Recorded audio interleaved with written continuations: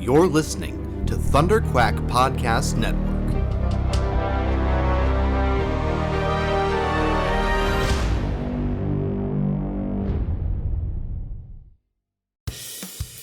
This is the Thunderquack Podcast,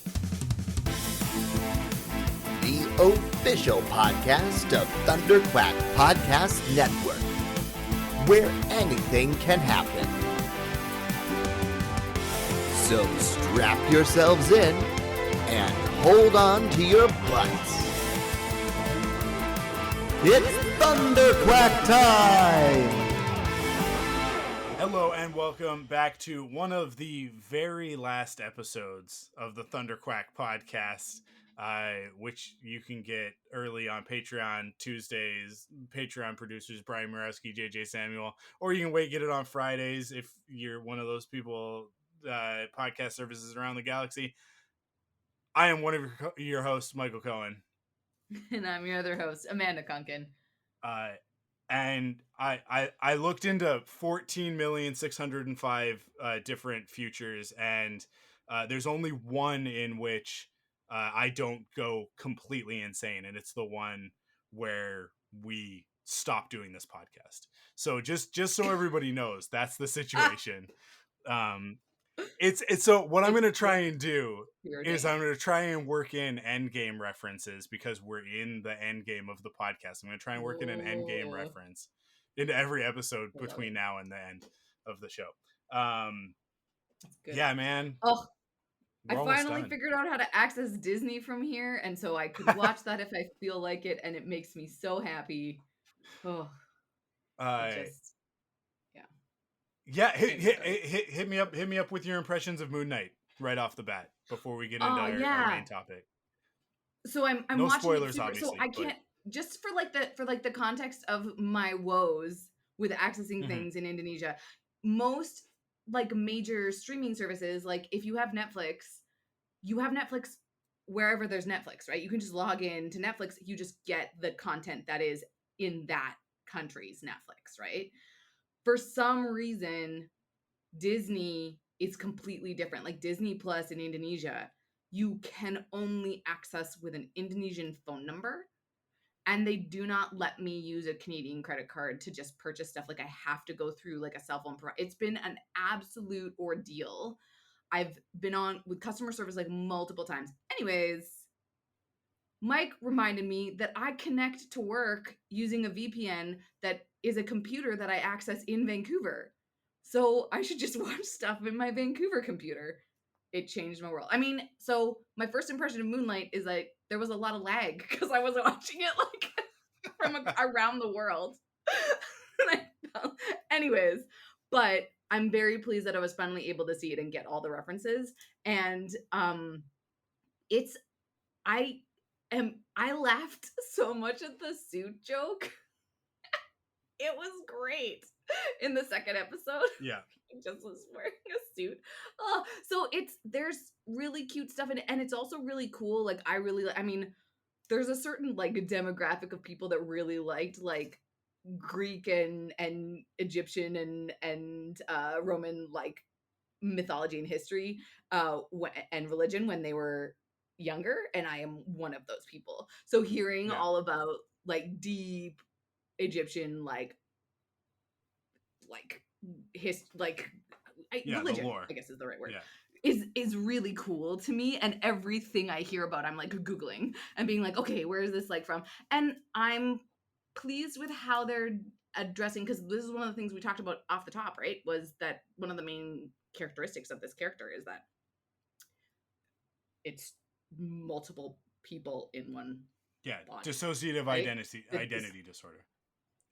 And so that's to be able to navigate that in a way that is not jarring is, I think they're doing an okay job. Again, I'm not like a critical media theorist or anything like that, but I like what they're doing so far with it, which is cool to me. And I'm kind of excited.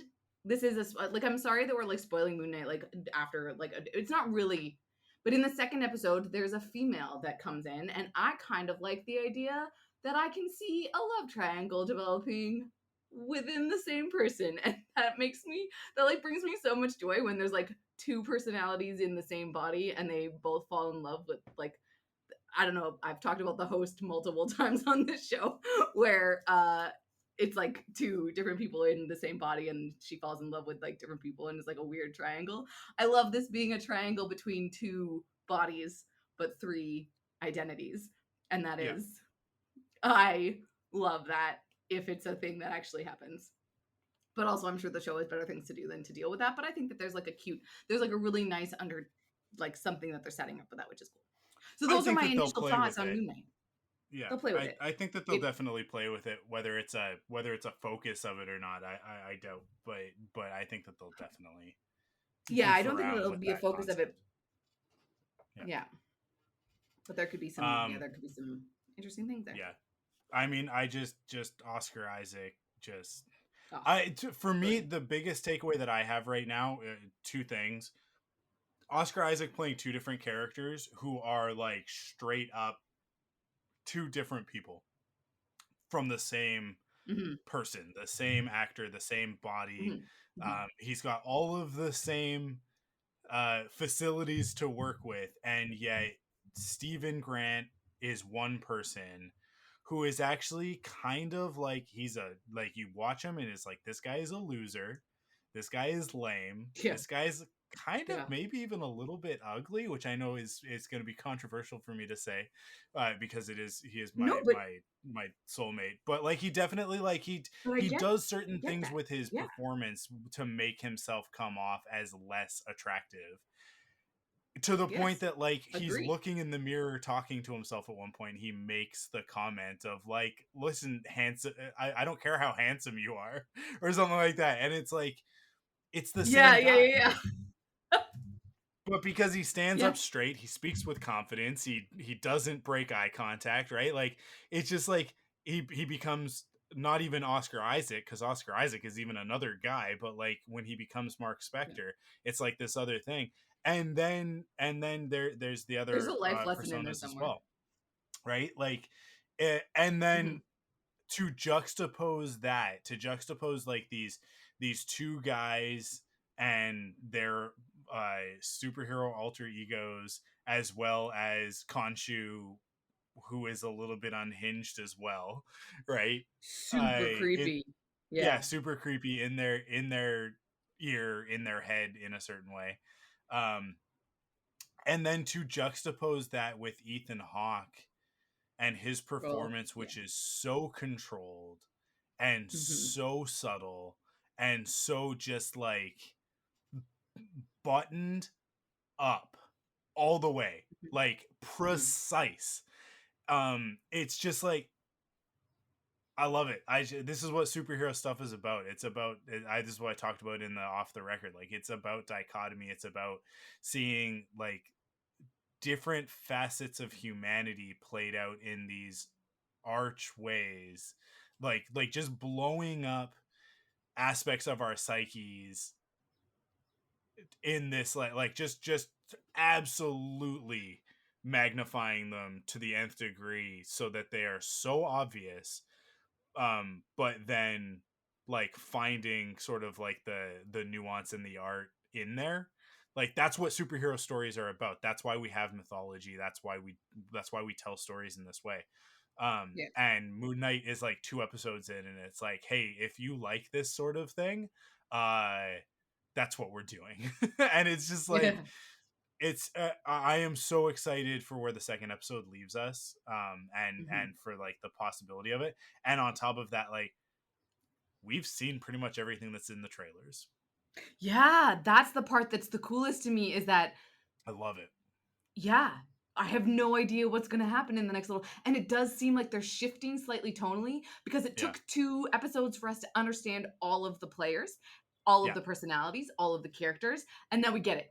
I get the magic tropes, I get and now I yeah, can just be on board for whatever action adventure they have in store, and I don't need it anymore, right? So, we talk about this all the time, but like the idea of like moving to these long format storytelling yeah, allows all these opportunities that are just so much more exciting because it's like it took 2 hours for us to get that intro story, or an hour and a half or whatever it was for the 2 episodes.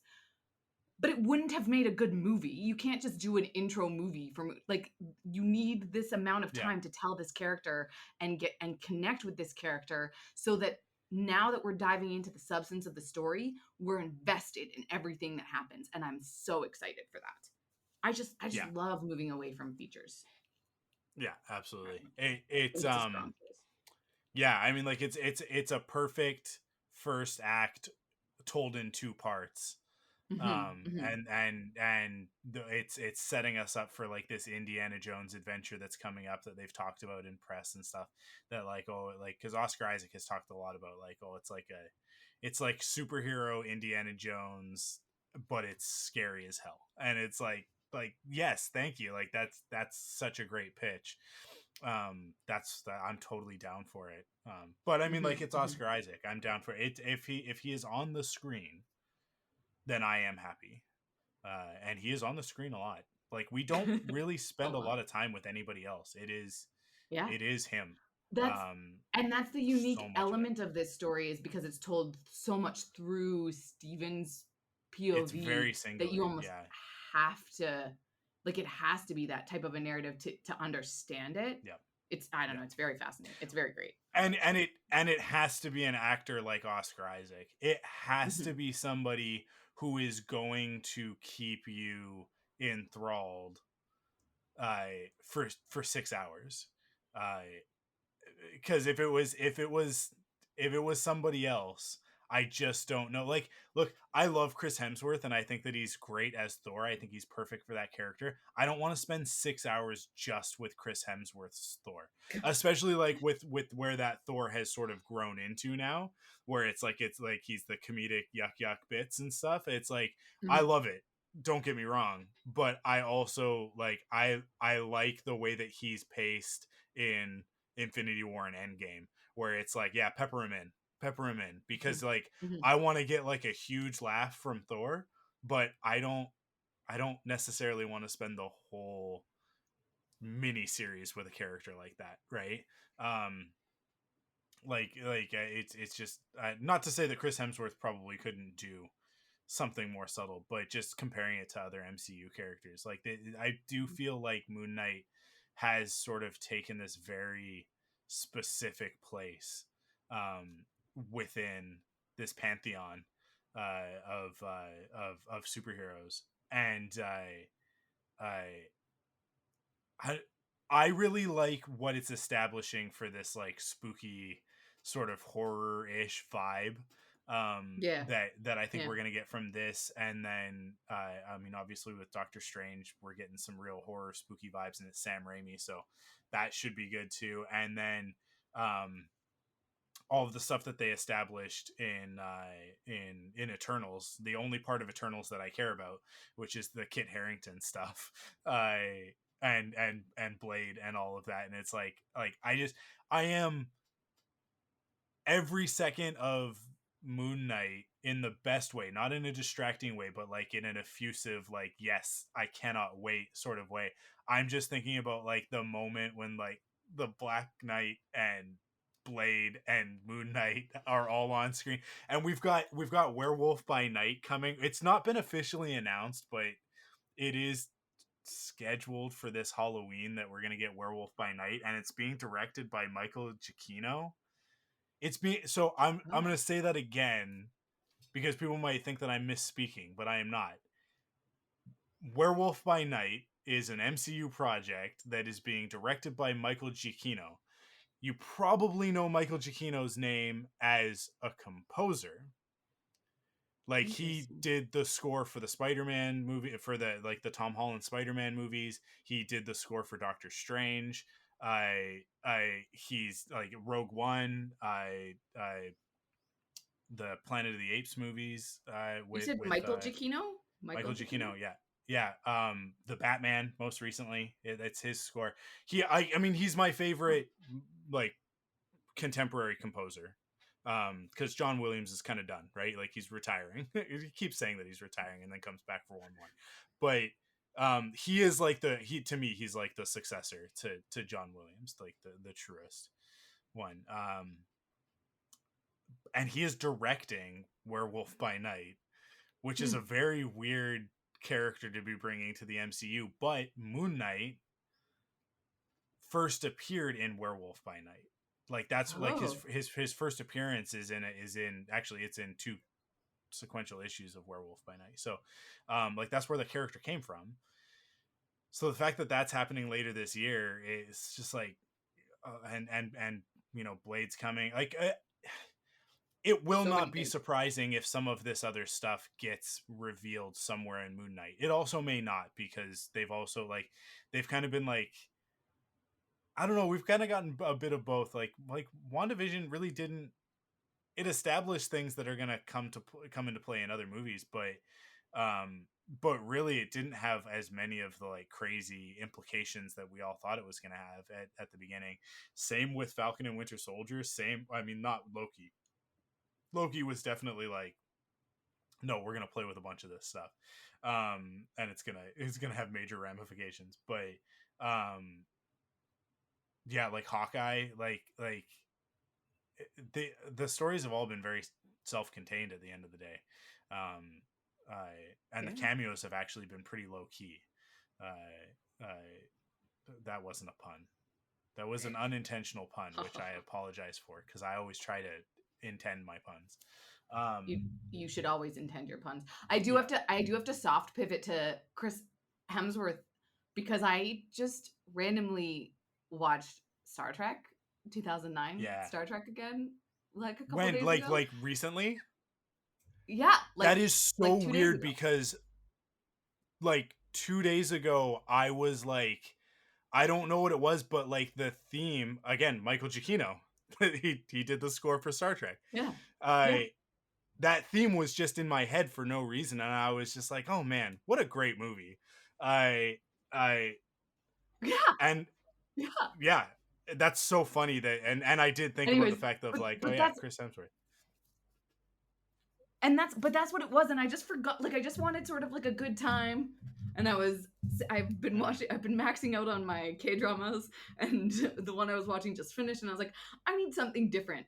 And the thing that I absolutely love the most about watching that movie is I cannot watch that movie without apples. And it was the first time that I've bought apples since I've been here, so I had an apple in my fridge because of the Kobayashi Maru scene. Because the Kobayashi Maru scene, yeah, it's so good. It's so Chris good. Pine's another one of those actors, like, right? Like he just like Oscar Isaac, where you're just like, I don't care. Eat an apple, man. Eat an apple, because you're gonna eat an apple in such an interesting way.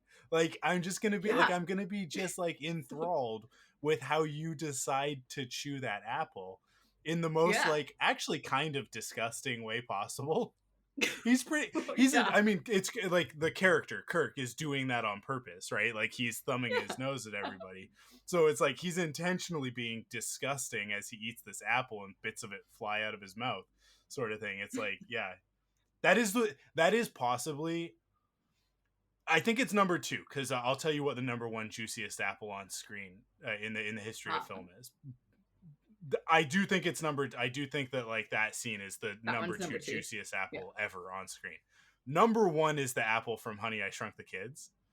When I do not have the same memory of this as you. He shrinks it, and then it expands, like it ends up exploding, right? And it like it's like apple is like everywhere, like the whole room is applesauce. You gotta watch Honey, I Shrunk the Kids again. It's been a really long time since I have watched that movie. I think I've only ever seen that movie once in my whole life. Are you for real? I am, because I do remember going to like Universal Studios or something, and there was like this big Honey, I Shrunk the Kids exhibit, and I was like, I don't really get this. That's Disney. Is it Disney? Yeah. Whatever. Yeah. Whatever. There was something where there was like life-size, like a big ant or whatever. So like I remember watching the movie, but I in no way remember an apple exploding.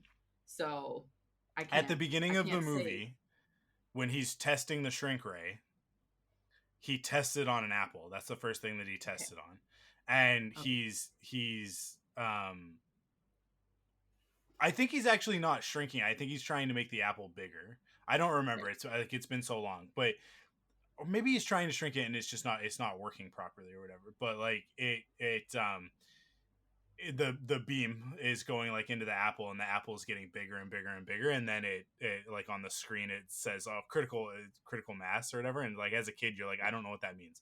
As an adult now I know what that means, but as a kid you're just like, critical mass, I don't know, that thing that they said in Honey I Shrunk the Kids, and then the apple explodes. But the apple like gets bigger and bigger, and then it like pops, and when it pops it like explodes, and applesauce is like everywhere, and that's sort of his like the beginning of the movie, his defeated moment of like, oh man, my shrinking ray doesn't work.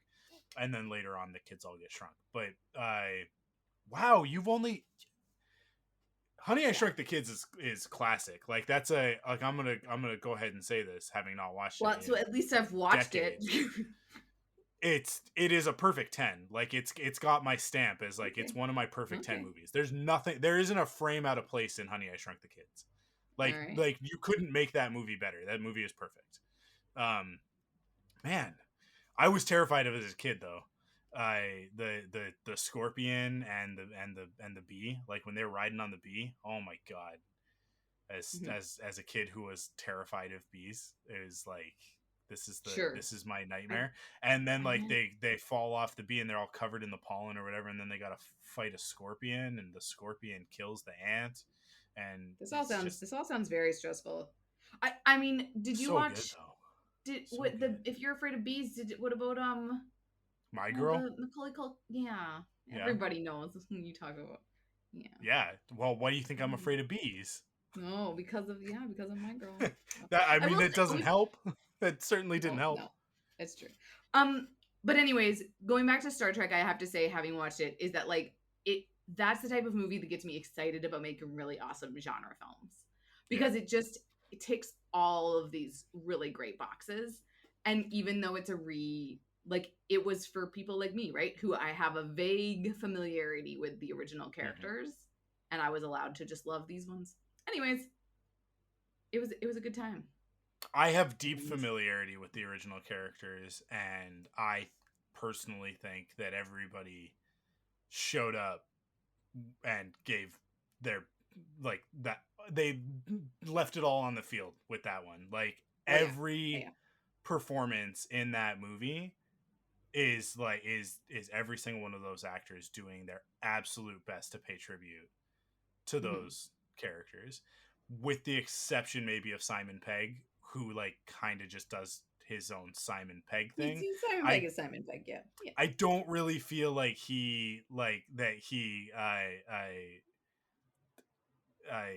he doesn't capture like the James Doohan Montgomery Scott. I think everybody else does a much better job of like getting to the core of those characters.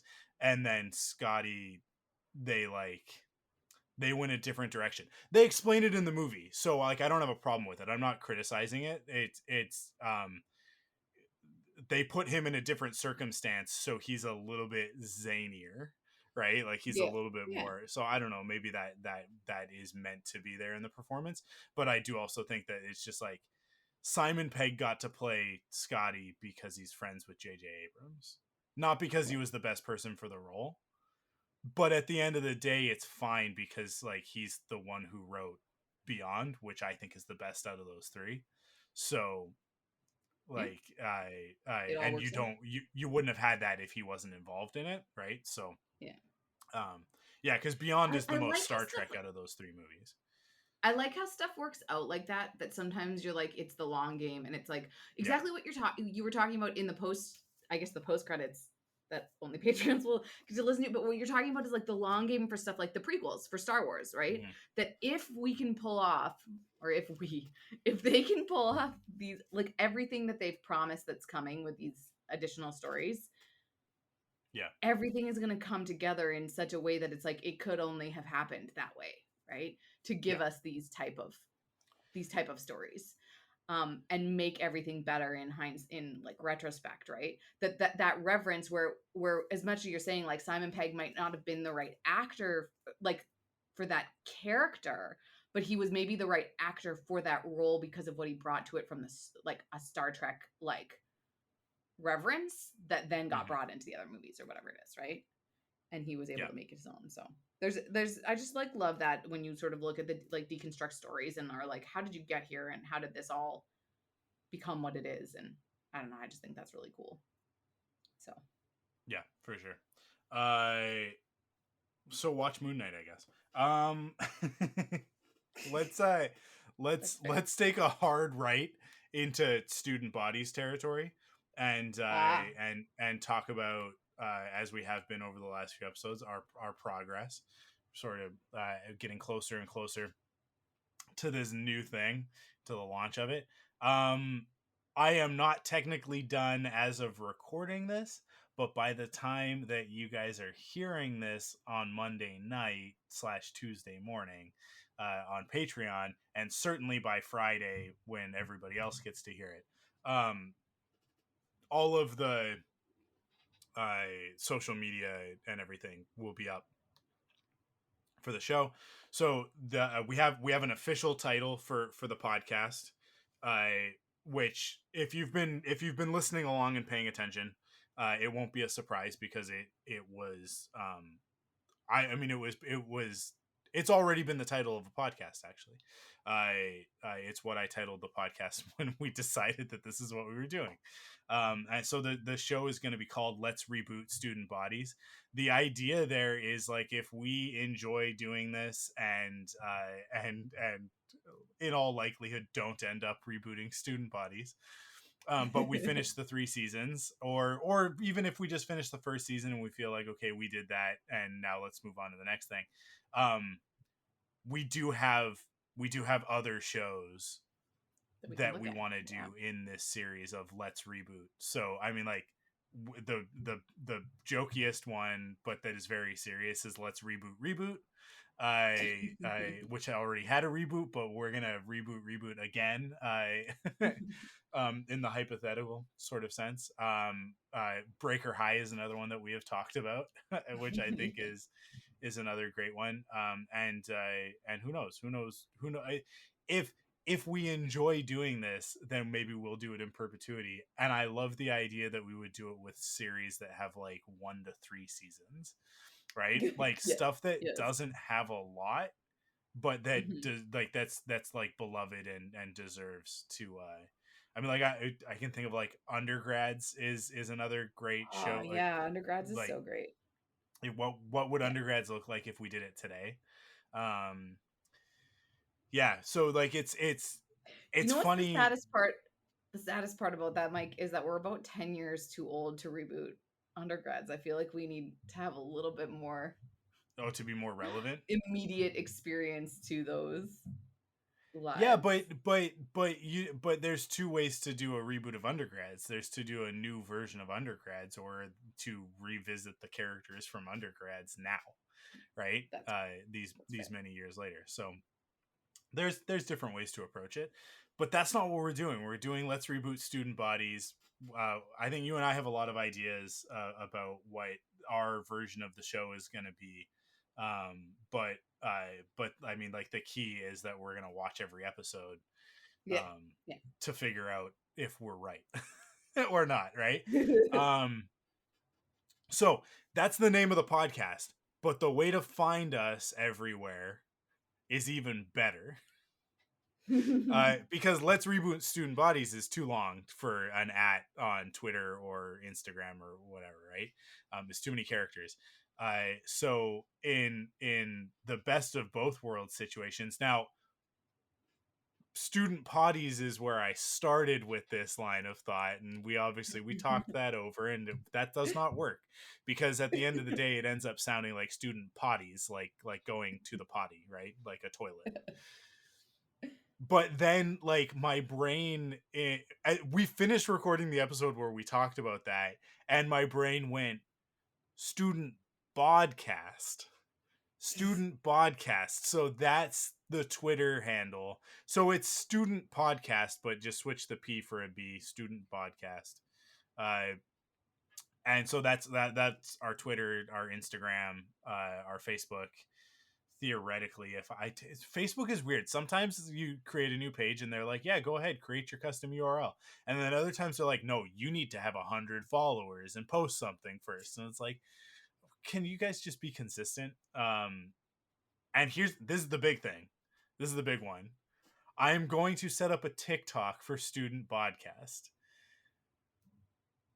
I talked about this on Off the Record, so if you've already listened to that, I apologize. You're gonna have to listen to me say this again. I am an old man and I don't know how to TikTok. I know how to watch a TikTok and laugh at it and then hit the like, and then move on with my life, and that's about it. And I only remember that TikTok exists once every 2 or 3 weeks.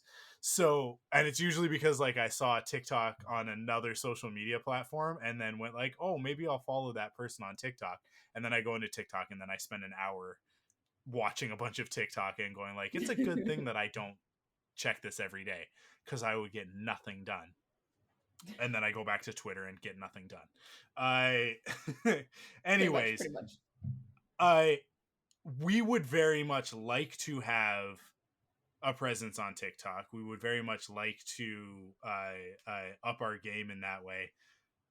Amanda and I are I made the joke before we started the episode proper of like we're too old to begin the training. It's just that time has passed. I am way too old to learn a new social media platform, and especially one that's as involved as TikTok. So we're putting it out there to you guys. If there is anybody out there who wants to come on as part of the team, Amanda, do you get paid to do this, to be on the podcast? No. Answer the question for me, please. No, I do not get paid. Do I get paid? No. No, I don't get paid either. So you're not going to get paid to come help do social media for us. I'm not promising you exposure or experience. I'm just asking for somebody who wants to spend their free time. You get a wealth of our gratitude. Oh, for sure. I mean, like, here's the thing. I can promise you this. If you do a good job, then you're our friend. You go from being a listener to one of our friends. There you go.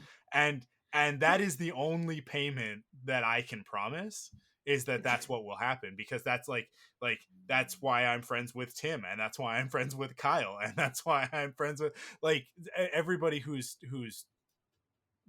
started off as a listener and then helped me out with one of the shows ends up like they are some of my best friends in the world. So so if you've ever thought to yourself, I really wish I was friends with Mike and Amanda, this is your one and only opportunity, because sure, because we're not gonna be friends with you unless you come.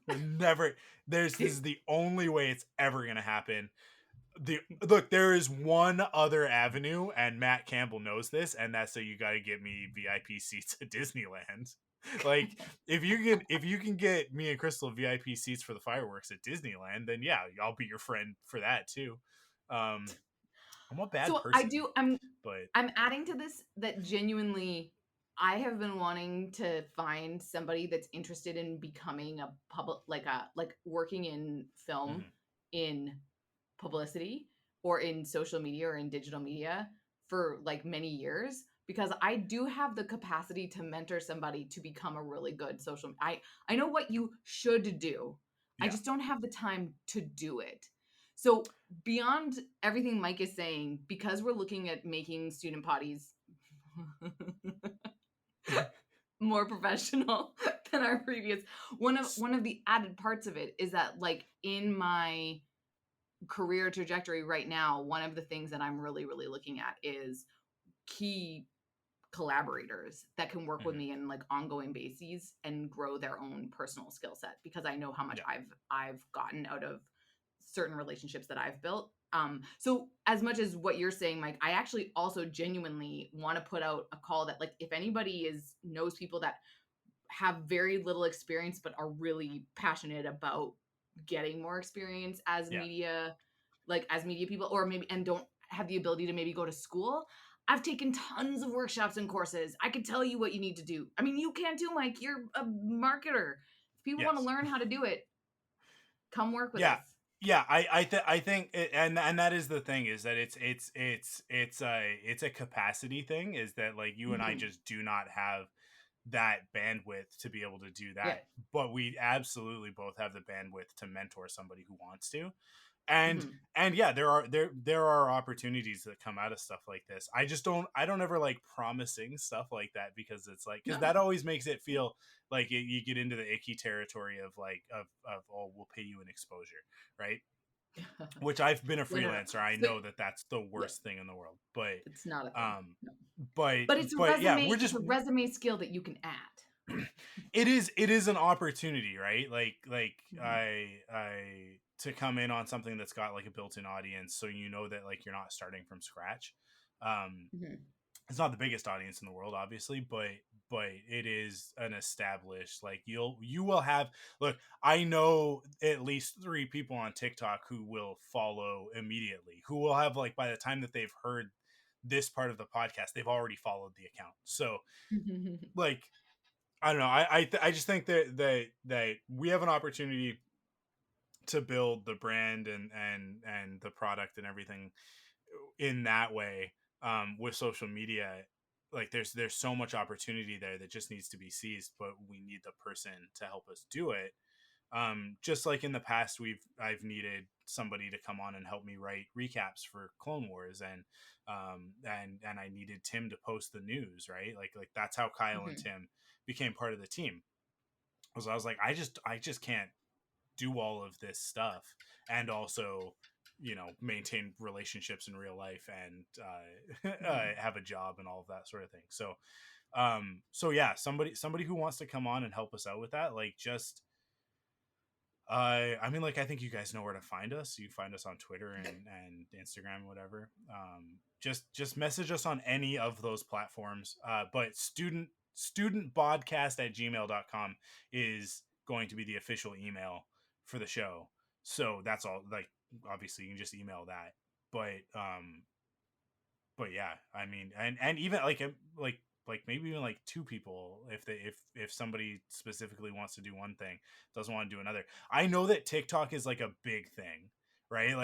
Not a big, like, not like a big deal, but like a big undertaking. Like, it's a lot Yeah. of work to keep a TikTok going. um but I do think, like, that there's an opportunity there of, like, especially once we get the shows uh uh coming out, right? Like, the episodes coming out, Mhm. to take, like, a clip from the show and then us talking about it and, like, cutting back and forth with that and creating some good content that I think could be popular on TikTok if we find the right audience. And then obviously that video stuff on TikTok, you see it with everybody now. It's like you just export it from there and then you put it on your Instagram and you put it on Twitter and you put it on Facebook, right? Um, so you're creating content across all the platforms, but TikTok is kind of the place where that originates now. So yeah, that's an offer that's out there. It's a standing offer. As long as we're doing the show, we're gonna have that need, until somebody fills that need. So um, anybody who's listening to this that wants to, let us know, because yeah, we would love to have that help. I will say one thing, which is that, like, I think Amanda and I both, like, for ourselves we have low standards. For other people we have high standards. So I you got to bring your A game if you want to do it. And I definitely want somebody who's going to be, like, committed. So just consider that before throwing your hat in. That, like, this is a long-term thing, but some cool stuff could come from it. So I mean, like, our goal is to get the show made, right? Like, that Yes. is, Yes. as much as we joke about, like, it's very unlikely that it'll happen, we are doing this unironically. um which is, I think, I would consider revolutionary in the year 2022 to be like, oh, our podcast concept is not, we're not being silly about it, and, like, we really would actually like to make this television show. So, like, if we end up getting to make this TV show, then if you were a part of that, then you're gonna be a part of that. Like, that's I think that's probably the best part of the pitch, but the worst part is that we're gonna be jerks about uh the quality standard.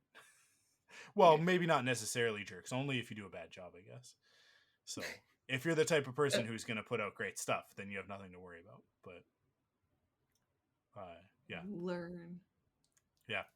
Um, Yeah, and obviously, you know, like if you're learning this stuff, like if you're new to it, then there's a little bit of leniency there. There's a little bit, you know, Yeah.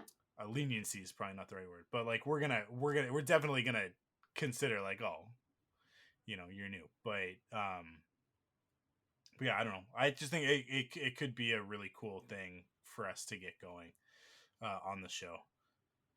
With this one, different from what we've done in the past, rather than me like posting 3 things on Instagram and then forgetting that I have to post to Instagram, and then me going like, I don't Pretty much. want to post to Instagram, so all I do is just copy and paste the same text with the album art and then just post that to Instagram, but that's not really doing anything for me. So like then it's like every time I'm posting to Instagram, I'm thinking to myself, is this even worth it? Are we getting new listeners by posting to the Thunderquack Instagram? I don't think that we are, but doing it Because you have to anyways. engage with people Yeah. on the internet. So yeah. There's a skill to it and a whole plan. I like the idea of going into something that is in my wheelhouse in terms of like I very much phone it in on this podcast. But in terms of like planning a social media strategy for like an actual project that is looking for funding or partners or collaborators or whatever it is, that's more stuff that I have in my brain for like how to tailor that conversation. You do like a whole wall calendar of all of the posts. It'll be great. So fun. So yeah, so that's kind of where we're at with that show. We've got including this episode 4 episodes so I guess now this is almost done, right? We're almost done this episode. So we got 3 episodes left of the Thunderquack podcast. Amanda won't be on the next one, but then she'll be back for the subsequent one for at the beginning of May, and then the final episode is going to be us in Disneyland. So yay! Yeah, it's not going to meet our regular release schedule because technically we will both be on vacation in Disneyland / at Star Wars Celebration, but you'll get it at some point that week, probably, maybe, possibly, hopefully. Yep. Hopefully. Probably. But whenever you get it, it'll be worth the wait because we're literally gonna just I think we're just gonna record like 5-minute snippets after we do cool stuff at Disneyland on my birthday. Yep. So it's like you guys are all invited to my birthday at Disneyland at Galaxy's Edge. As we build lightsabers and eat popcorn and pretend it's from space. Nice. Even though it's just colored popcorn, which I can get at the mall. But we're going to pretend like it's magic space popcorn. Magic space popcorn. That's the best kind of popcorn. Yeah, that's what you do when you're at Disneyland. You pretend that the popcorn is somehow better than it is anywhere else. Although, like let's be real, the churros are pretty top notch, and the beignets are. I mean, I've never been to New Orleans, and I probably never will be. That's not like a dig against New Orleans. It's just not. It's just not in the cards for me. I'm probably just never going to New Orleans. I would love so to I'm go sure to that New the Orleans, beignets in New Orleans are way better than the ones that they're pretending. Still but real great. The mint juleps, like having a mint julep and a beignet in Disneyland, and I mean obviously the mint juleps have no alcohol in Disneyland, but are still like, I remember that being one of my first Disneyland experiences as an adult was when we went on the 4th of July to Disneyland with my like nerdy friends, and it was the best. I had mint julep in that, and we ate at the Pirates of the Caribbean restaurant. The Blue Bayou, the one that's in the ride. Yeah. It's so great. Yeah, I don't know how prepared you are for this trip, Amanda. I don't know how prepared you are. You've talked a lot tonight with me about like how excited you are to go to Disneyland with the girls and stuff, and it's like I don't based on the conversations that we have had about the way that you have done Disneyland in the past versus the way that I do Disneyland, I don't think that you are like emotionally or mentally prepared for like this version of Disneyland.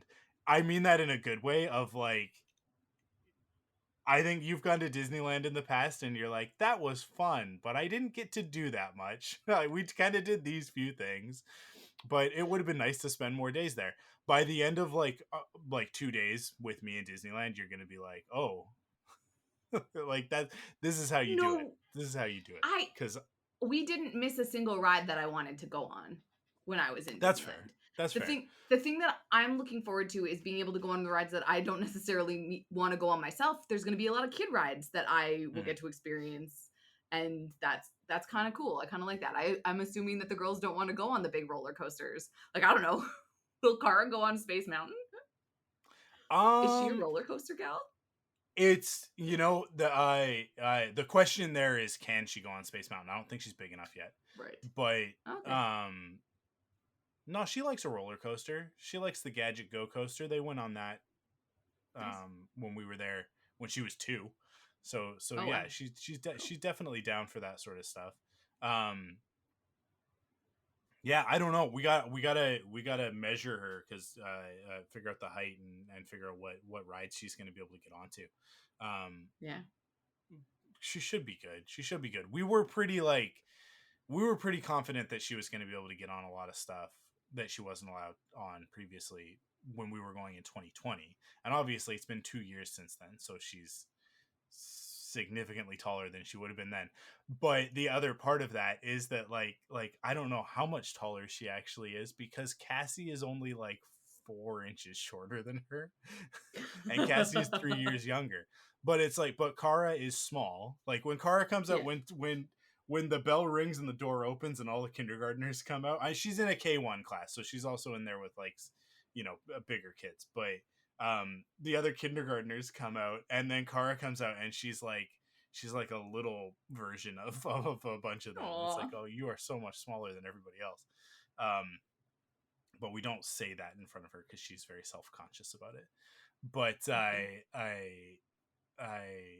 then there's Cassie, who is just like bull in a china shop, because she is definitely a 2.5-year-old in a 4-year-old's body. Like, so you see her like run, and it's like her motor skills don't match the momentum that she's able to build. So she'll go around a corner, and she just like, it's like a car going up on 2 wheels. And you're just like, every time you're like, are you gonna? Okay, good, you made it. You're good. But every once in a while, she clips the corner of the hallway, and you're like, yeah, no, not Yep. quite. Yep. But she'll bang her head into something and keep going. So the two of them are so different. So it's gonna be very interesting to see what happens at Disneyland with That's these exciting. wildly different but very similar personalities that they have.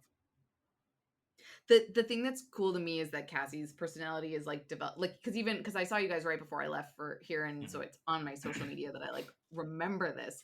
But Cassie making a comment about me calling Cara cute or something, and that I had called her cute, was just the sassiest, awesomest thing that I just liked that dynamic, and I'm like, oh, this is gonna be fun to see how this plays out No, it'll be in good. Disneyland. It'll be good.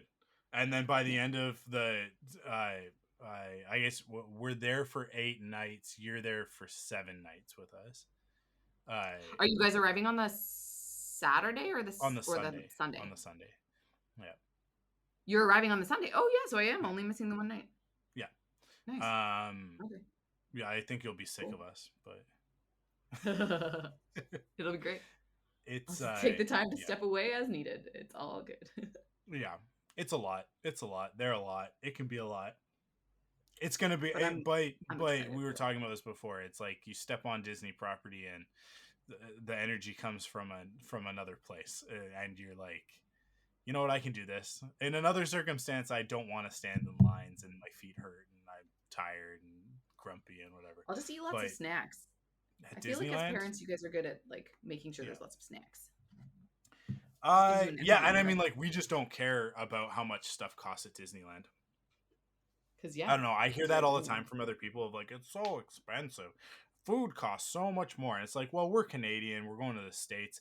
Everything costs more. It's ridiculous. Everything costs a lot of money. But then it's also like, in some ways, it's actually a lot cheaper, right? Because like you actually like, for a meal in Vancouver, I think you actually pay more than you pay for a meal in California.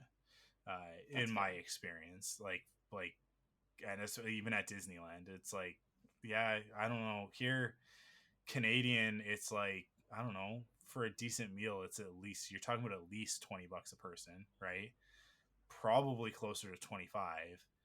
And then you go to a restaurant in the States and it's like, oh, it's like $14 American. So then even after conversion, you're still under how much you would spend in Canada. So I don't know. Amazing. I'm I very sorry. This is coming in live, Mike. I just did today's Wordle and I got it in 2. It was really random. Come on. Congratulations. I'm very excited. Sorry, I was distracting myself while you were talking on my Is it phone and I today's realized I Wordle hadn't or done the is it Wordle. tomorrow's Wordle? Because technically you're in See, tomorrow already. this I haven't figured out yet and it's driving me bananas. I don't know if I'm doing because my Wordle lasts my 24 hour like my 12 hours. It ends Yeah. at resets at my midnight. I never know if I'm doing the Wordle for Saturday or the Wordle that was on Friday. Because I did them consistently, like since I got here, like I did it so I didn't miss a day when I came here. So I don't know if I don't know. It's very weird. Anyways, it's driving me bananas. I've never gotten into 1, but I've gotten it 6 times in 2. Sorry to detour or derail. It's fine. I was very excited. No, I mean, I think we're done. I think we did it. I think we did it too. we've covered everything that we needed to cover. Yeah. I don't know. We're just kind of running out the clock, you guys. I don't know if you noticed that. Today was Please a weird send us energy. some Like things that you'd like us to. Yeah. I think we both came in today exhausted from our work weeks.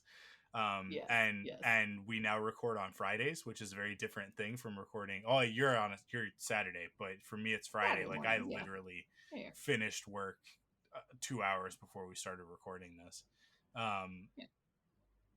And in between, I put the girls down for the night. Like I put them to bed. So yeah, it's and like, I mean, I came into this completely frazzled because I was up till 2 a.m. finishing an application and had to get up at 7 a.m. to check all the progress that had been made since I did that, and then work until right before the podcast to get it all submitted. So same. We're in a weird state today. Yeah, I feel like it's a weird state. But we didn't. I'm gonna go and sleep. We didn't. Hey, yeah, I'm really proud of us because we didn't complain or rant about like anybody who slapped anybody recently, or like the really racist things that were said about a very qualified person who got a job that they absolutely deserve to get. Like we've not talked about that stuff that's going on in the world. Yeah, that we could very easily just go down these very negative rabbit holes. And I think because we're already like shifting into student bodies mode of like, no, we're going to talk about a TV show. That we're not talking about that stuff. I mean, you're also like, you're in a different part of the world. So I think you're a little bit removed from some of this stuff to a certain No, I get all of it. I'm unfortunately, my feeds are still very much rooted in what's happening in Canada. I haven't cared about the Academy Awards in probably 10 years. Like I do, it is not a gauge of what good movies are, in my opinion. That's not to say that movies that win Academy Awards are not good movies. I just don't think that the Academy is actually measuring by that metric. Yes. You know what I mean? Like there are other awards shows that I think are doing a better job of actually, giving awards based on real metrics, as opposed to the one that's like, I don't know, did Disney make a cartoon this year? And then that's what wins. Because the people who are in that academy are stodgy and lame and old and don't actually watch the animated stuff. Because Mitchell's versus the Machines 100% deserve to win. No different than Into the Spider-Verse deserved to win the year that I don't even know, was that even nominated for Best Animated Feature? I actually think Into the Spider-Verse won. Did it win? Yeah, because I remember being really pleased that it did. Yeah. Good. I'm just so used to it always being like whatever Disney movie that came out, even if that Disney movie's not that great. I don't even know. That was the one year that but there wasn't any big Disney movies that year. Yeah. I think too. Like I don't know. Is Encanto the one that won? Because I don't even know what actually Yes. won. Yeah. It was Encanto? Yeah, Encanto won. Mhm. Like my thing is that Encanto's not even the best animated movie that Disney put out last year. Right? Like Encanto is great. It's a great movie. I'm not taking anything away from it, but I think Luca is a way better movie than Encanto. Oh. Like in terms of like what like structure and what it does and just like I don't know, it's a better story, it's a tighter story. The animation is better in Luca than it is in Encanto. We're talking about like this is like the Olympics, right? It's like, well, who won? Oh, that guy was like an eighth of a second faster than the other guy. That guy jumped I shouldn't say that guy. That woman jumped half an inch higher than the other woman jumped, right? It's like that's what we're talking about when we talk about like Encanto, Luca, and Mitchell's versus the Machines. All three of those are phenomenally great movies. Like put them on, watch them anytime. Except maybe Encanto, I'm a little bit sick of the music, but that's because I have kids. But I do think that like Luca edges out Encanto in terms of like just visual style. It's beautiful, yeah. Encanto looks like another Disney movie, right? Like it's like, oh, it's prettier than the last Disney movie, but it just looks like another Disney movie, right? I think culturally it does really cool stuff, so give it points for that for sure.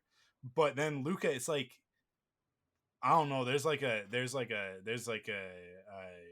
ineffable quality about the animation in Luca that it's like it's got that kind of like Wallace and Gromit vibe to it, but it's something else too, and just I don't know. I think it gets overlooked. I people didn't give Luca enough credit last year, I don't think. But Mitchell's versus the Machines was like, hey, let's take this medium and push it into a new like let's break some boundaries, the same as Spider-Verse did, right?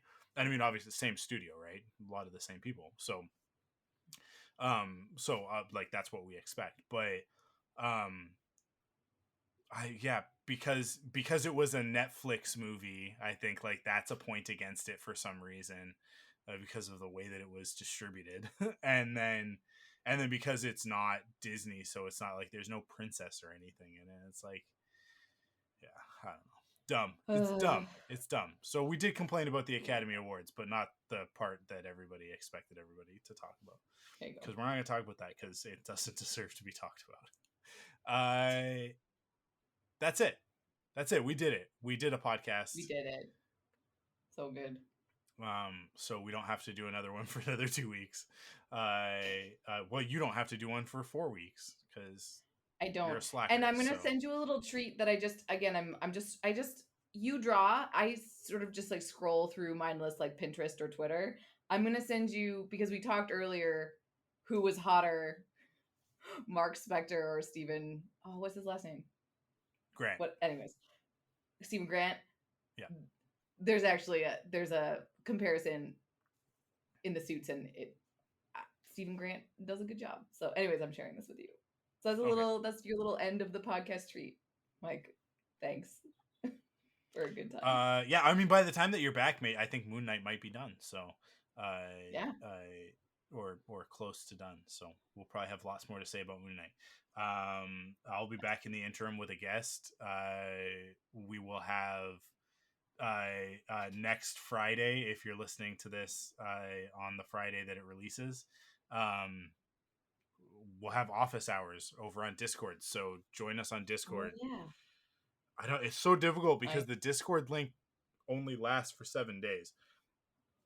But I will post. That's a bummer. I'll post on all the social media the day of with a link to the Discord. So just make sure that you're following us on the Thunderquack social media in order to get that link at that point. And maybe I'll try and remember to share it sometime before then as well. But yeah. So that's another thing is that if we have somebody that can handle our social media, we could start like keeping the Discord up. Yeah. Cool. So that's it. That's what we got for the next few weeks. That was an episode. Thank you guys for listening, and we'll talk to you soon. Stay safe, everybody. Wash your hands and be kind to one another.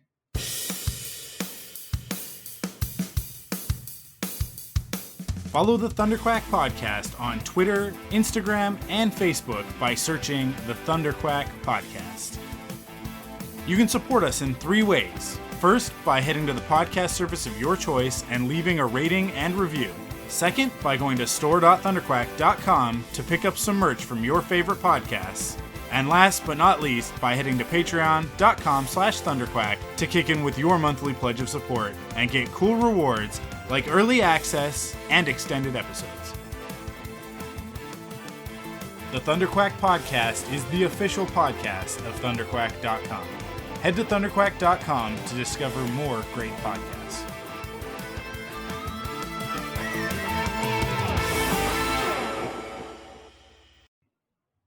It is really hard to draw these student bodies characters. I'm doing that while we have this conversation, and like the ones from the original student bodies. And I'm not even like drawing them. I'm just tracing them from one of the pieces of promo art. It's like a super unique art style. I feel it's so. What's difficult about it? I'm gonna put a footnote because this is where the actual episode starts. Okay, good. Yeah, thank you. like the post credit thing. Yeah, post credit. Start. There we go. That's it. 10 minutes in. That gives me like the area to know. Yeah.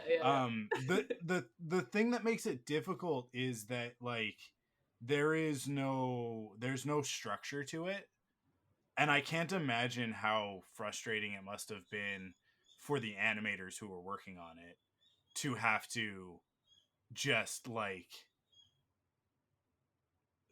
What was the guy's name? Do you remember his name? Oh, I don't know. Sorry. We looked it up, right? It doesn't matter.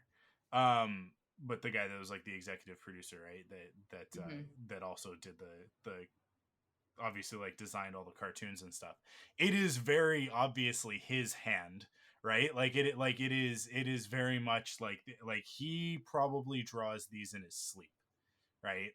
Because like the forms and stuff like that, they are very like, oh yeah, I just did that, right? It's like if you've ever watched Charles Schultz, who did the Peanuts, if you've ever watched any video of him drawing Charlie Brown, it's like for 90% of it doesn't look like anything. It just looks like he's putting lines on a piece of paper, and then in like the last 2 seconds he puts like this line, and this line, and all of a sudden like Charlie Brown has a face and he's a character and he's expressive and it's brilliant. Like, but and like obviously a lot of people have studied Charles Schultz and broken down his stuff and whatever and learned, you know, from his skill. But there's a difference between an illustrator, which is what I am, right? Mm-hmm. So like I sit down and it's a bit more like this is one piece, this is one thing, and I may never draw this ever again. I may never draw this character, I may never draw in this style. I'm gonna sit down. I've got something that I want to achieve with this single piece of art, right? Which is similar to painting, right? So you just sit down and that's what you're gonna do. And then there's an animator, which is a different discipline entirely, where it's like, okay, I am going to replicate the same drawing 100 times in slightly different variations and then put them all in sequence and the character does something, right? Which is like a skill set that I do not have. I don't have that consistency. I've never been able to do it. It's just like that discipline eludes me. And then there's cartoonists, and it's sort of like these are kind of opposite ends of the spectrum, right? Like an animator is one end of the spectrum where it's like it's very yeah, and it doesn't matter what it is, if it's The Simpsons or Family Guy or Rick and Morty, or it's, you know, Tarzan, you know, like for Disney, or like whatever, like it's Glen Keane, like that. It's such a specific type of way of thinking of like, it's very form and volume and motion and antic, like all of these different things, that it's like there are so many rules. And then on the other end of it is a cartoonist, which is what this guy is. He's a cartoonist. And cartoonists, they can achieve similar things, but by completely different means. And like Charles Schultz is a really great example of like a cartoonist who like God, like 6 lines and he creates Snoopy, who is like Right. Yeah. simultaneously one of the easiest characters to draw, but one of the hardest to capture the magic. You know what I mean? Like there's like just this dynamic of like you know what it is? I can liken it to like Jim Henson and Muppets, right? Yeah. So Yeah. many Yeah. people do puppetry, so many people create, you know, marionettes or hand puppets or animatronics or whatever. But Jim Henson and the Mhm. projects that he touched had like this extra level of magic to them that is completely unquantifiable.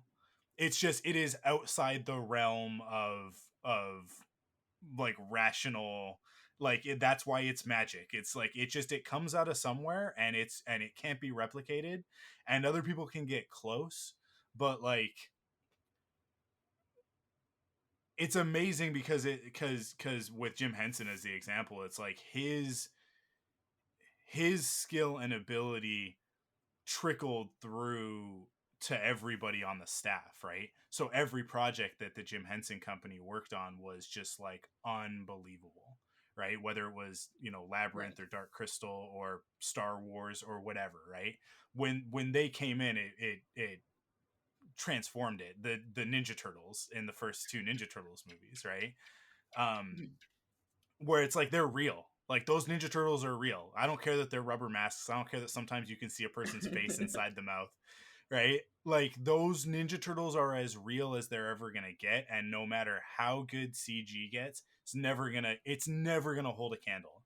And it's like, and that's not putting down anything. It's because it's not Right. It's just animatronic like versus CG. It's the Jim Henson Company with Jim Henson telling them like, no, you got to tweak this, no, you got to do that in order to get those turtles perfect. We're never gonna get them again because he's not around. Like never is obviously, you know, like some other genius one day right.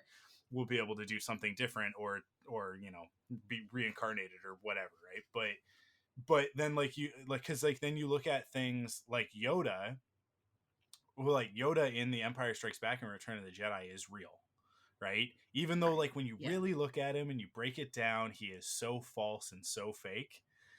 But between Frank Oz's performance and oh my god, his name just fell out of my head. Stuart Freeborn's sculpting on that character, and like and then everybody else who contributed to it. I it just like something comes together and Yoda is real, right?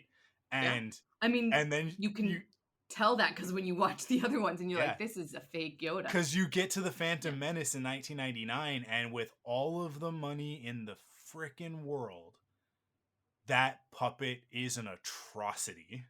Yeah. It's so bad that they replaced it with CG, right? Yeah. Like that Uh, like in subsequent versions, right? Like the one that's on Disney Plus.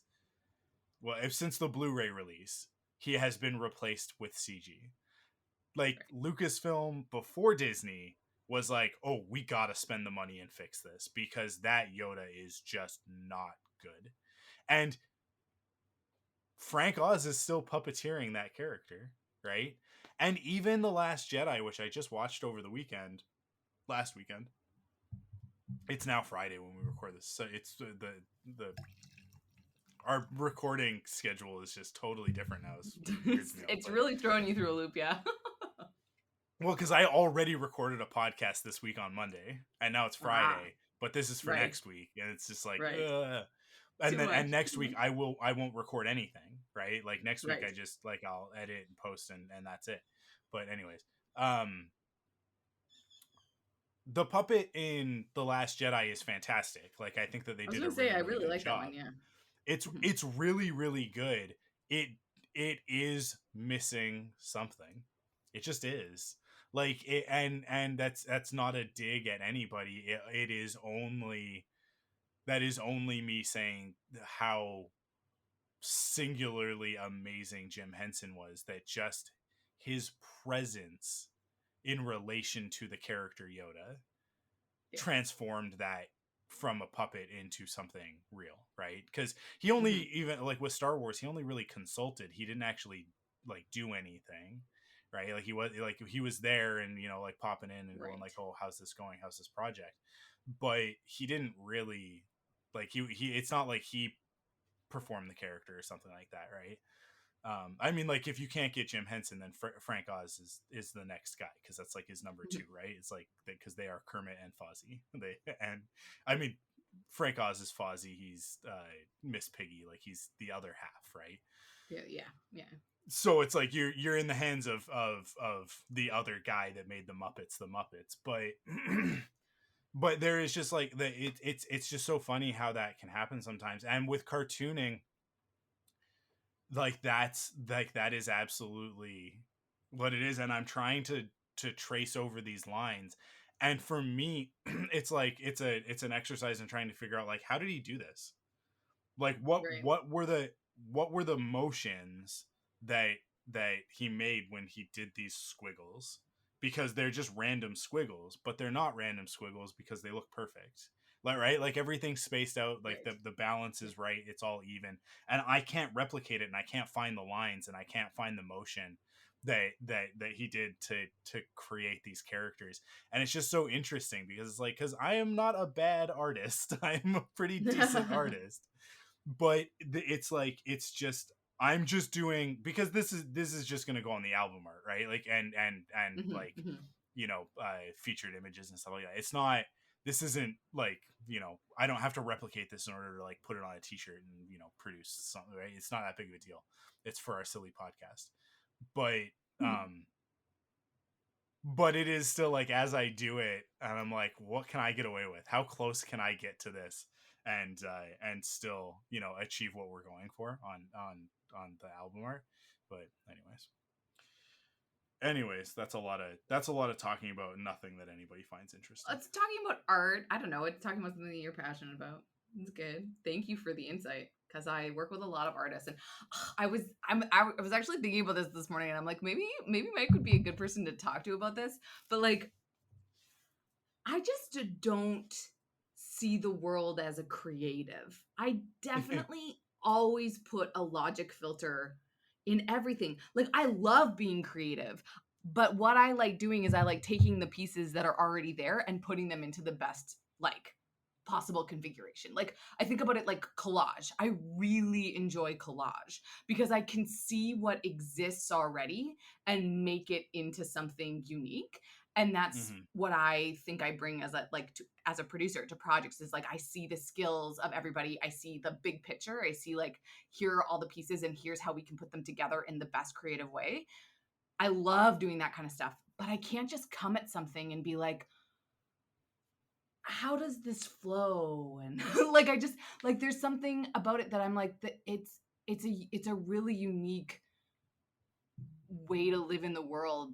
I feel like, if you're a creative, because you Yeah. exactly what you're talking about, you're like flow lines and like all of this stuff where it's like, that's really cool to be able to look at something and to see the shape without the, I don't know, without that extra sort of like resistance or like filter. It's why I like know in my heart of hearts that I will never be a director, because I can't just get lost in a project and be like super creative. I have to think about the box that I'm working in and like how to make it work with the resources, or how to make it. I can't just be like, okay, this is how my vision would be executed, because that's not like my brain just doesn't function like that.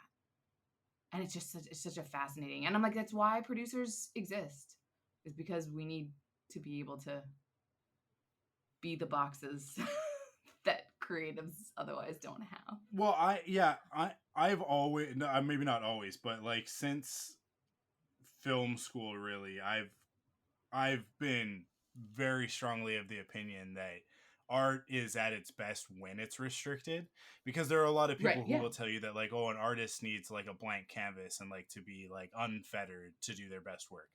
I find that highly dubious. Like, I don't think that is true in any circumstance, which is like, Obi-Wan will be mad because that's an absolute, but it but I do think that this is like a fundamental truth of art, which is that I don't care who you are.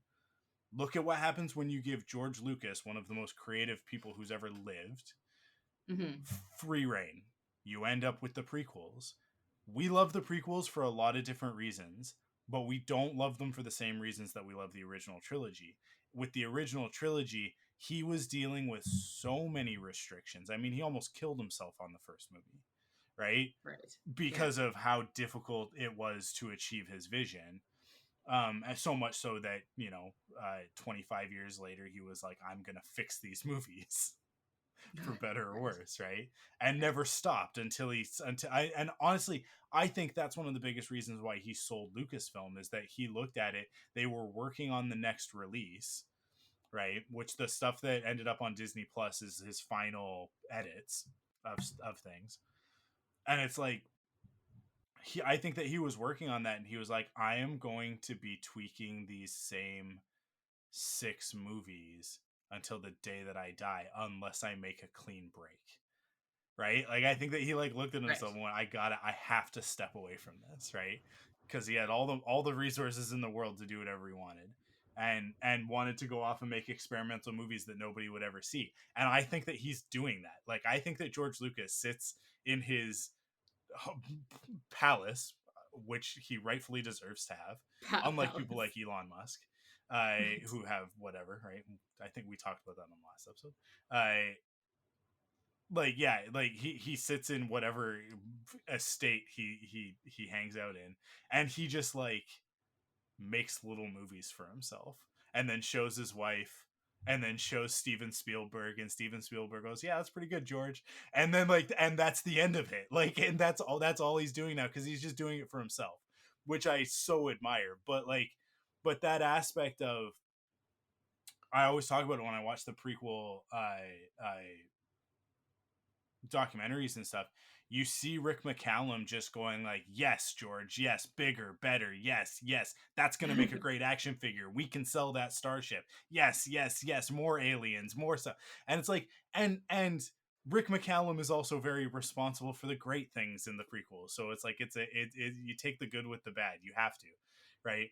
But I do think that dynamic of Rick McCallum with George Lucas versus Alan Ladd Jr. with George Lucas on the first movie and subsequent ones, right?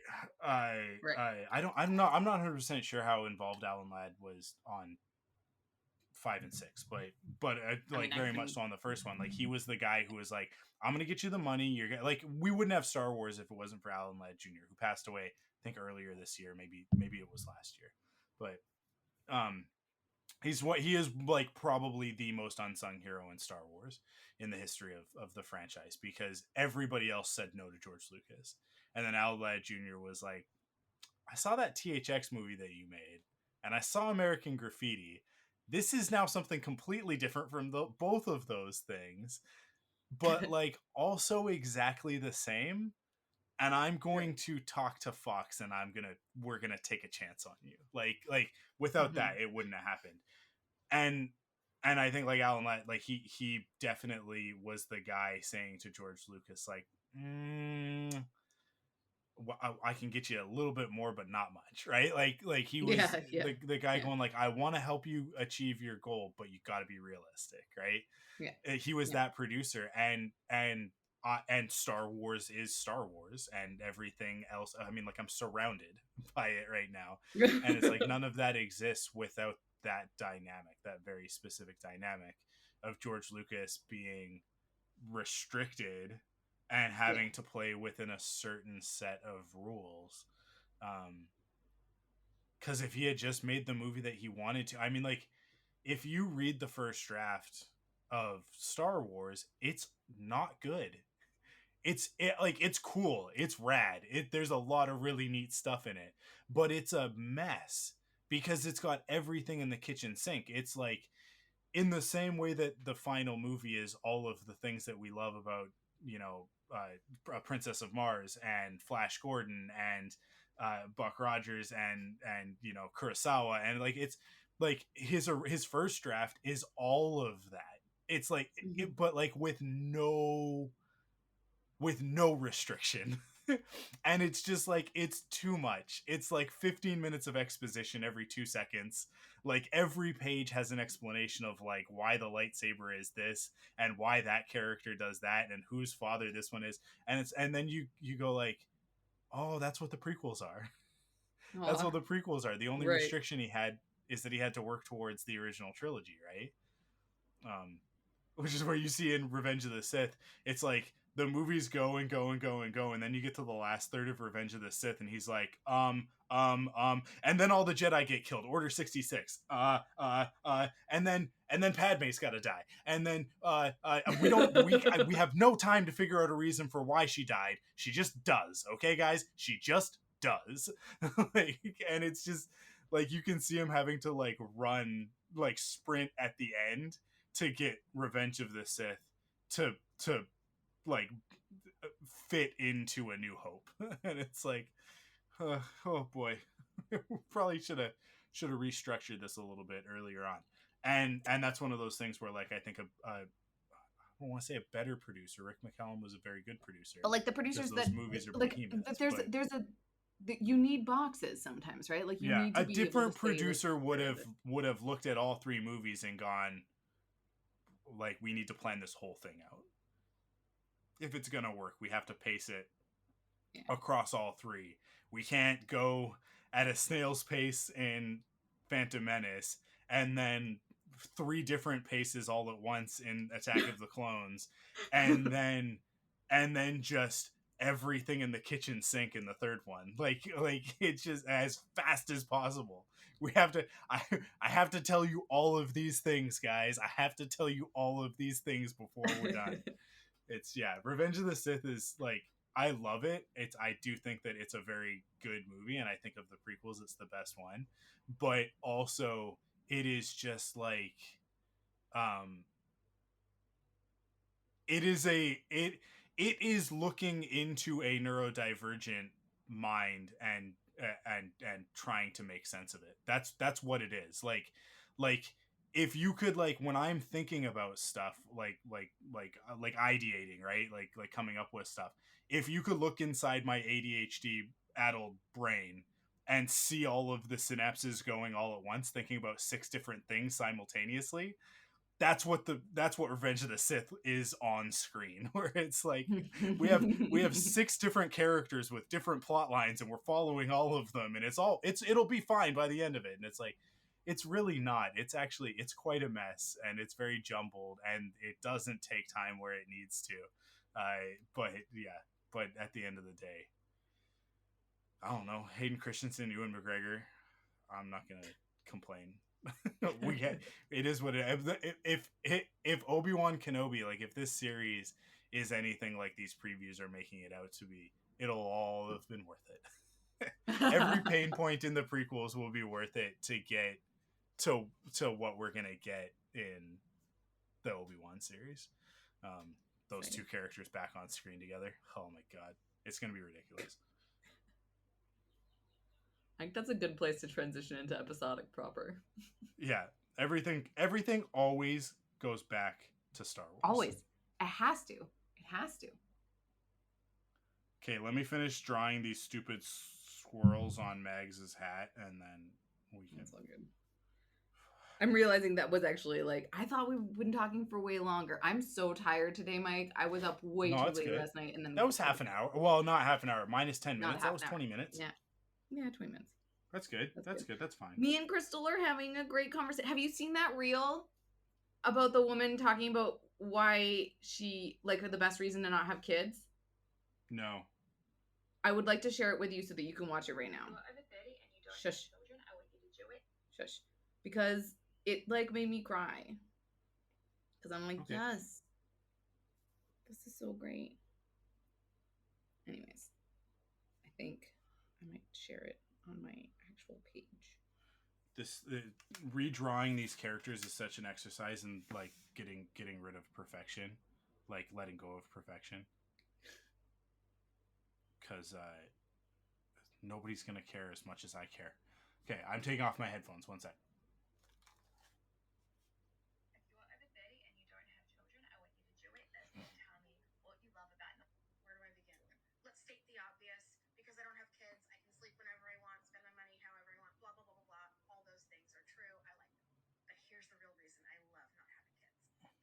Emotional, financial, etc.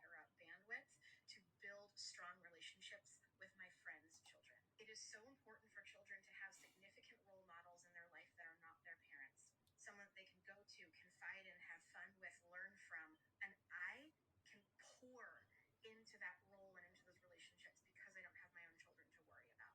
I don't believe that parents are equipped, nor should they be required to fulfill every single emotional, social, and financial need that their children have. I think that people who don't have children get to step up and be a part of a village. And I get to be a free part of that village for so many people, not just my own kids. If you want everything. Yeah, that like I don't know if Crystal has said this to you. That is basically how we've described you in the past. Aw.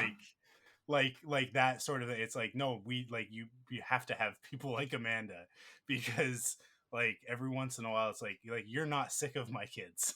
Yeah. Yeah. Right? Exactly.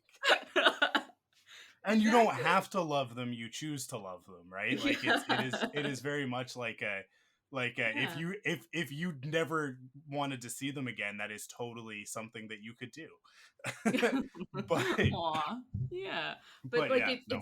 it's to show them that there's that other anyways, I was like I had only seen the first part of the reel previously, and then my friend who just had a kid, I guess last year, but she tagged me in it, and so I watched the whole thing, and I was like, oh my gosh, I missed the best part of this. And that is like I've been thinking about it a lot recently in terms of like I'm so excited to come to Disneyland. Even though I'm gonna be so exhausted, Mike. Like I've reached my like I've only been here for like a month and a half, but it's kind of exhausting to be in a brand new place by yourself and like navigate the world. Yeah. I'm going on vacation next week and I'm so excited. Zoe is like she just like sporadically bought a ticket, so she's going to come celebrate my birthday with me in Bali, and it's going to be awesome. Her flights are absolute garbage and I feel so guilty. But I'm really excited for that. So like I will have a bit of a reset, but my sister's coming to visit me and we're traveling before I come to Disneyland. So I'm going to have not only finished 2.5 months in Indonesia, but then a stressful 2 weeks with my sister while we were traveling internationally. I'm so excited for Disneyland, but also I'm very aware that maybe that first day I should just be like not around people. But anyways, I'm so excited. You know what, though? But it's like, I think you're gonna step foot on Disney property. Oh yeah. And because this is how it is for us, right? Like it doesn't matter how tired we are, it doesn't matter. Like I don't know, the energy comes from somewhere else. It's the same with a con, right? Like with Star Wars Celebration, it'll be the same thing. It's like we'll be like there'll be other people there, and you like feed off of the energy of your friends and stuff. Yeah. And it's just like, let's go. Let's do it, right? So I don't know. I think it'll be all right. I mean that's what it is, and I think I'll be okay too, and I'm just gonna be so excited to see the girls and to just be at Disneyland like with children. Like that's just like a unique thing that I haven't experienced yet, which is cool. So I hope that they're all excited and it'll be great. And that little Cassie remembers me. I'm always so worried because she's so young. Oh, and I'm like, you don't have to worry about that. We've been looking at houses, and because we want to buy a bigger place, right? So we've been doing a lot of like open houses and viewings and stuff like that. And yesterday, God, the days are so long. Yesterday we were in a house, we're looking around. We're not buying this house because it turns out that it's a suspected like former grow up. So it's like, oh, that's why the price is so good. Yes, hello. Hi, I heard you talking about houses. You can't. Yeah, but you can't. I'm on. It's headphones. Oh. You can't just come in. Okay, so I guess none of this is gonna go into anything. You drive me nuts, Crystal. I just want to know what you're telling me. I'm telling her that like every house that we went to, yeah, we saw 3 places yesterday, and in every single one of them, she goes, "And this is Auntie Mandy's room for her to live with us." Cassie said that. No, yeah, and I'm like, oh, you are misunderstanding a lot of things, Cassie. Like you've heard bits and pieces of conversations, and this is how it is interpreted in your little amoeba brain. I have to say 2-year-olds are hilarious.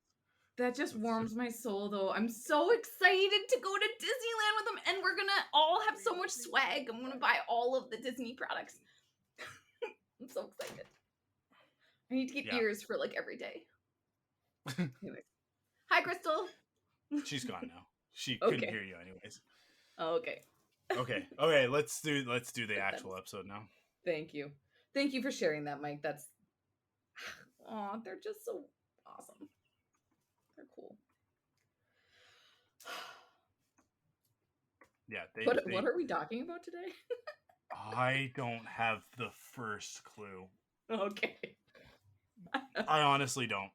I have no idea. Yeah. All right. We're gonna announce the name of the podcast Okay. and tell everybody where to go follow us on social media. I have gotten the email and the Instagram. I'm halfway through the Facebook. Before I go to bed tonight, I'll finish getting the Facebook thing, and Twitter, and then I guess I'm gonna grab TikTok, even though I don't know that we'll use it necessarily, but I said on the last podcast on the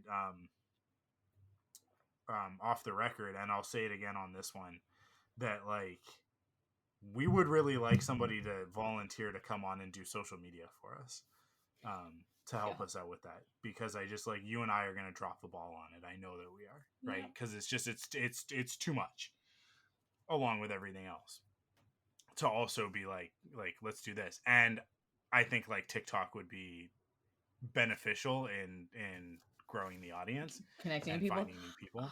I But keep I thinking don't that know I how like to TikTok, so Yeah. like it's I know how to watch things on TikTok. I don't like it's another. I'm too old. Yep. Too old Yep. to begin the training. Yep. Anyways, We are. Yep. we'll talk about it. Cool. So I know we'll start there, and then we'll find our way like We'll we always do. evolve. Sounds good. How many episodes of this podcast do we have left? We've got this one. You're not on the next episode. No, No, because Oh, the next sorry. recording is the 22nd, so that's your Right. birthday. I'm not. Yeah, I'm not. So you're there not on the next for episode. my birthday. Yeah. And then the 7th of May is a podcast. And then so that's 2 episodes. And then the next podcast week is now I'm hoping that what you're okay with is that like that next podcast would be the 24th, which is sort of when I'm in, or like the 23rd is when it would originally release, but that's when I'm like gonna come join you. So we might just like release it later that week, right? Because it's the one that I'm there with you, right?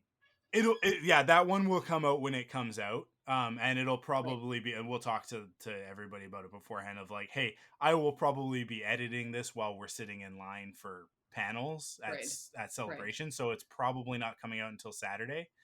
And like there won't be like an early Patreon release, but it's our last episode and it's live from Disneyland, so like get over it.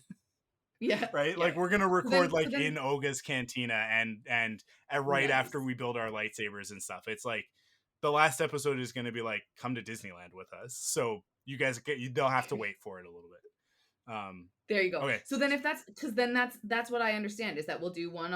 You'll do the next one. Then I'll be on the one on the 7th or whatever the release date on the 9th. And then and then our last one. So like 3 more podcasts.